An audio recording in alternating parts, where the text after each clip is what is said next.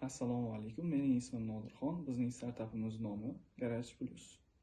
Xo'p, biz hozirgi paytda O'zbekistonda avtomobil egalari va haydovchilarining eng katta muammolaridan bo'lgan malakali ustalarni topish va ularni chaqirish bo'yicha yechim qilganmiz. Bu loyihamizda siz onlayn turgan holatda ilova orqali eng malakali, sifatli va sizga yaqin bo'lgan ustani onlayn chaqirishingiz mumkin.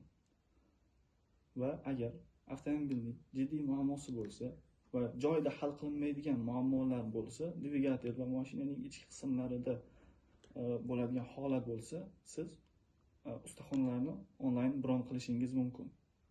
Va avtoehtiyot qismlar O'zbekistonda hozirgi paytda avtoehtiyot qismlarini topishda sifatli va ishonchli ehtiyot qismlarini topishda juda ham katta muammo bor ekan.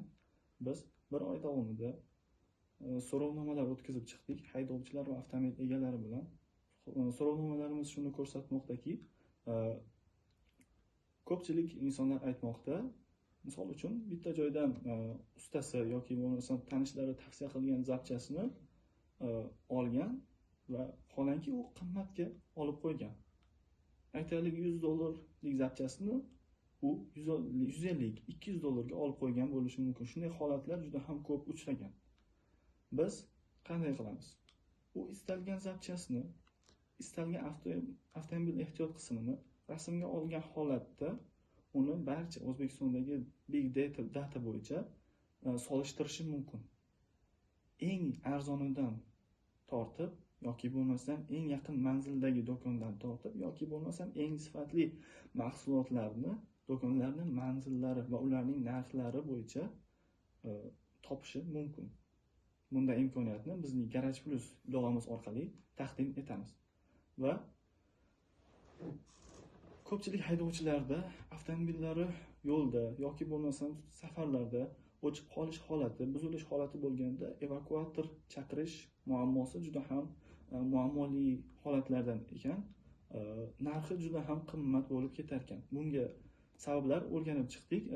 Evakuator yoki shatakka olish xizmati juda ham uzoqdan kelsa, har bir inson o'z tanishlarini, do'stini yoki bo'lmasa ustasini chaqiradi va uzoqda bo'lganda uning kelish masofasi evakuatorning va tanishining kelish vaqti uzoqligini hisobiga u ko'p vaqtini yo'qotadi va uning narxi qimmat bo'ladi. Va bizning ilovamizda bitta tugmani bosish orqali uning atrofidagi eng yaqin evakuatorni topish imkoniyati mavjud. Bu degani narxi ham yaqin joydan kelgani hisobiga arzon holatda bo'ladi. So'rovnomalarimiz shuni ko'rsatdiki, malakali ustalarni topish juda ham qiyin va ularning reyting tizimi yo'q. Bizning ilovamizda har bitta ustaxonalarni, avtoehtiyot qismlar do'konlarini reytinglari shakllanadi. Foydalanuvchilar mijozlarimiz ularga kommentariy yozishlari, o'z fikrlarini bildirishlari va ustaning ishini baholashlari mumkin. Bu qolgan yuzerlar uchun, foydalanuvchilar uchun katta imkoniyat beradi.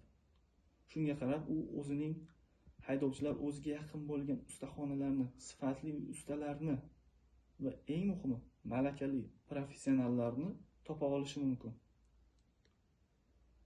Endi loyihamizning nomi nega aynan Garage Plus deb nomladik?